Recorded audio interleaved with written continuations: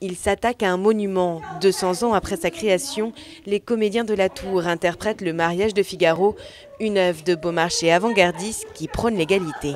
C'est une pièce qui m'impressionne parce que c'est une pièce géniale, extraordinaire, qui a aidé à ce que la Révolution française arrive, c'est-à-dire les relations entre le valet et le maître explosent. Parce que le valet, tout d'un coup, se trouve libre, il est insolent, il dit ce qu'il pense au maître, à son maître, et puis en même temps, il remet en question la hiérarchie des rapports à cette époque-là.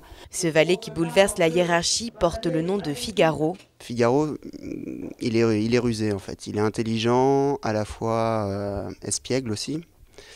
Il est un peu comme au démarrage de la pièce, comme me disait ma metteuse en scène, un peu harlequin en fait. Une ruse que le héros s'oblige à adopter face à son maître, un conte misogyne.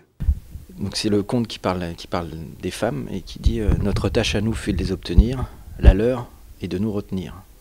Voilà, je la trouve assez représentative de son état d'esprit. Tout au long de la pièce, les deux personnages s'affrontent. Figaro doit épouser sa dulcinée, Suzanne, mais le comte convoite sa fiancée et veut rétablir le droit de cuissage.